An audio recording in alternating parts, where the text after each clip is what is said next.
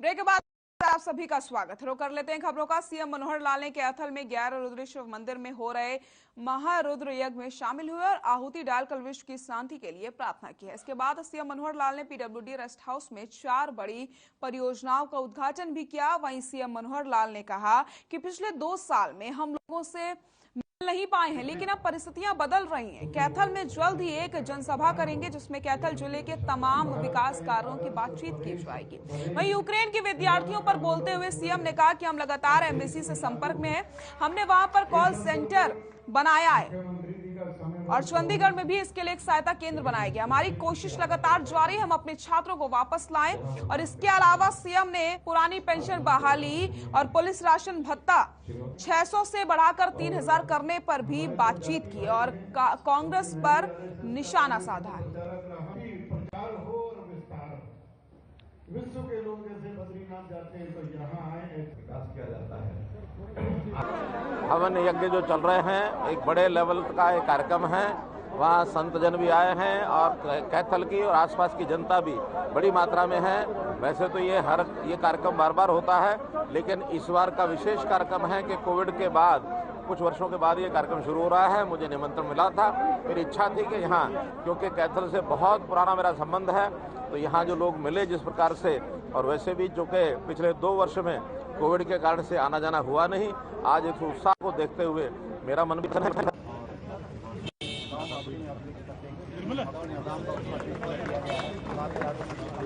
4 बड़ी परियोजनाओं का उद्घाटन किया मुख्यमंत्री मनोहर लाल ने और कांग्रेस पर भी जमकर निशाना साधा है। साथ ही साथ उन्होंने कहा कि जो भी छात्र यूक्रेन में फंसे हुए हैं उन्हें जल्द से जल्द वापस बुलाया जाएगा। एम्बेसीज के संपर्क में है और एक व्हाट्सएप नंबर, एक ईमेल आईडी भी जारी कर दी गई है। बच्चों से भी लगातार संपर्क साधने का प्रयास किया जा रहा है।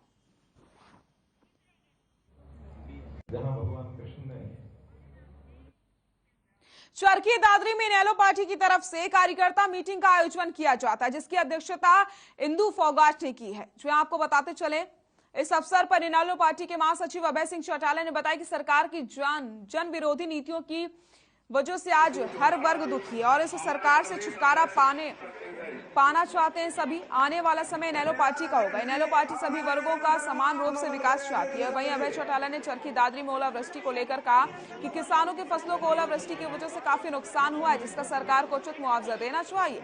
इसके अलावा नगर निकाय चुनाव के बारे में बोलते हुए कहा कि इनेलो पार्टी सिंबल पर चुनाव लड़ेगी। वहीं अभय सिंह चौटाला ने यूक्रेन मामले पर कहा कि सरकार को काफी दिन पहले ही यूक्रेन और रूस के युद्ध की सूचना थी, लेकिन सरकार चुनाव में मस्त थी। धन्यवाद। और मैं चाहूंगा कि ये आवाज थोड़ी कम है। हमारा कार्यकर्ताओं का हल्के का सम्मेलन था। वही आज इंदु बालाजी फोगाट ने हमारी पार्टी को ज्वाइन किया है। इन्होंने कोई 500-600 महिलाएं, एक महिलाओं का सम्मेलन टाइप करके सारी महिलाओं को भी पार्टी में साथ में शामिल कराया है। और हमने अपने पार्टी के कार्यकर्ताओं की एक जिम्मेवारी लगाई है और साथ में इनकी भी हमने नए सिरे से एक जिम्मेवारी लगाई है कि आप भी ज्यादा से ज्यादा महिलाओं को।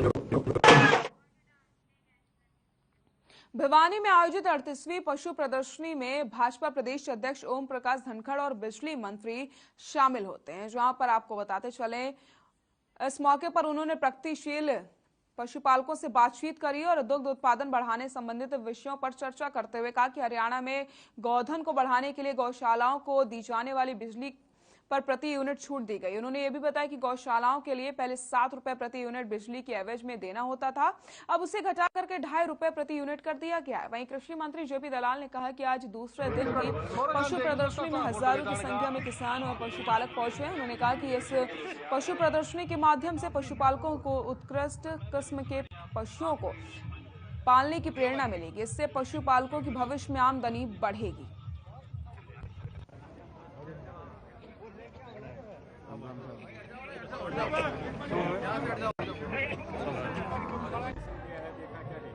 बहुत शानदार पशुधन प्रदर्शनी का आयोजन भिवानी में दलाल साहब ने किया है। मैं इनको बधाई देता हूं। हमारा जो डेयरी का क्षेत्र है वो 4 आधारों पर खड़ा होता है, जिसमें सबसे महत्वपूर्ण है जेनेटिक्स, नस्ल। और ये सारा का सारा मेला नस्ल को बढ़ाने के लिए है।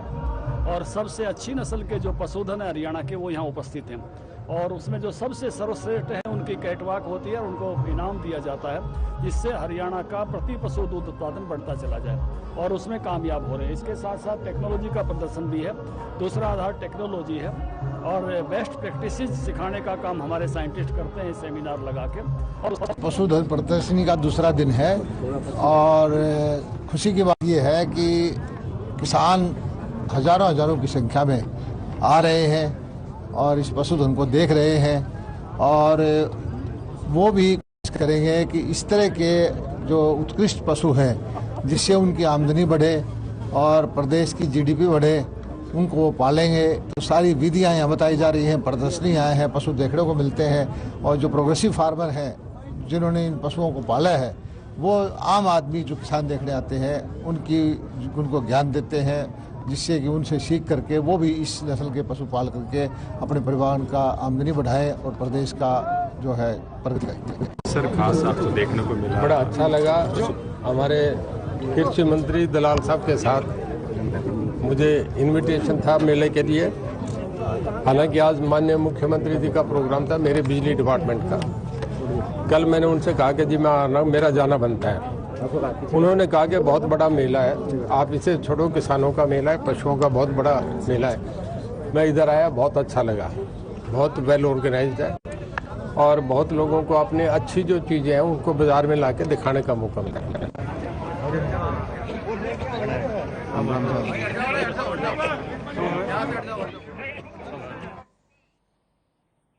पूर्व शिक्षा मंत्री रामबिलास शर्मा महेंद्रगढ़ पहुंचे, जहां उन्होंने कई क्षेत्र में हुई ओलावृष्टि से किसानों के नुकसान का जायजा लिया है और सीएम से किसानों के नुकसान की भरपाई की मांग करी है। वहीं आपको बता दें, इस मौके पर पूर्व मंत्री रामबिलास शर्मा ने कहा कि कुदरत की मार के सामने इंसान बेबस है, फिर भी किसानों को चिंता करने की जरूरत नहीं है।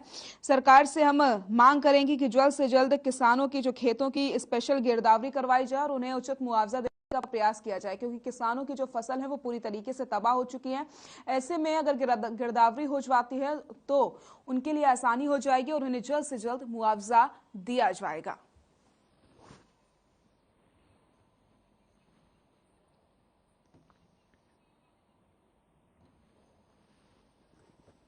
तो पूर्व मंत्री ने खेती का जायजा लिया है और साथ ही साथ उन्होंने आश्वासन दिया है किसानों को कि जल्द से जल्द स्पेशल गिरदावरी करवा करके उन्हें उचित मुआवजा दिलाने का प्रयास किया जाएगा। किसानों को परेशान होने की जरूरत नहीं है। परिवहन मंत्री मूलचंद शर्मा ने झज्जर के धर्मशाला में नगर निकाय चुनाव को लेकर के बैठक करी, जहां उन्होंने कार्यकर्ताओं को किया। वहीं मीडिया से रूबरू होकर के कहा कि आगामी नगर निकाय चुनाव को लेकर के बीजेपी ने पूरी तैयारी कर ली है और बीजेपी की जीत इस चुनाव में निश्चित है। साथ ही साथ कहा कि विपक्ष केवल बीजेपी की छवि जनता के बीच खराब करने का प्रयास कर रहा है, लेकिन जनता जानती है कि बीजेपी ही आम जनता के हितों की रक्षा कर रही है। वहीं दूसरी ओर यूक्रेन में फंसे युवाओं के बारे में बोलते हुए कहा कि मुख्यमंत्री और प्रधानमंत्री लगातार यूक्रेन से संपर्क में है और अपने युवाओं को शीघ्र वहां से सकुशल वापस बुला लिया जाएगा।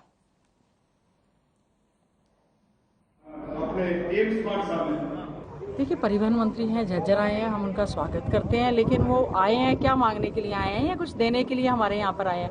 और क्या नब्ज टटोल रहे हैं? हम चारों के चारों विधायक यहाँ से जो है कांग्रेस पार्टी के मजबूत विधायक हैं। सांसद दीपेंद्र हुड्डा जी का, चौधरी भूपेंद्र सिंह हुड्डा जी का ये गढ़ है और हमारी यहाँ की आदरणीय जनता ने बड़ी मजबूती से हमें बनाया है। नगर निकाय, नगर परिषद के जो चुनाव होने वाले हैं, मजबूती कांग्रेस पार्टी ये चुनाव लड़ने जा रही है। हमारी शुरू से ही बहुत ही अच्छे ढंग से तैयारियां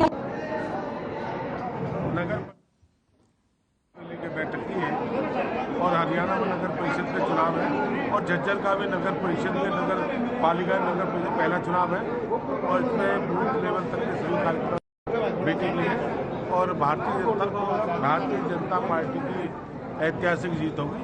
उससे तो हमारे बड़े भाई, हमारे यहाँ के सांसद लोकप्रिय अरविंद शर्मा जी, उनकी अध्यक्षता में सारा चुनाव लड़ा जाएगा अपने झज्जर का और ऐतिहासिक जीतों को गहराई से समझेंगे तो भारतीय जनता पार्टी भाई एक बार नहीं, दो बार नहीं, तीन बार नहीं, भारतीय जनता पार्टी हरियाणा से जाएगी नहीं। तो इस बात को समझ जाए, इस बात को समझ जाए।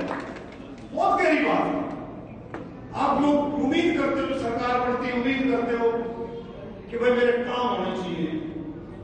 मैंने मेरा सांसद बनाया, सांसद पकड़ाई में नहीं आया, सांसद में भी देखो कोरोना की वजह से कोई नहीं आया। कोरोना की जो मैं कहता हूँ मेरा जो टेन्योर है, मेरा जो सांसद का जो समय है, वो तो सारा कोरोना था। कोरोना बुलेटिन में फिलहाल के लिए इतना ही। आगे देखिए अपना उत्तर प्रदेश। नमस्कार।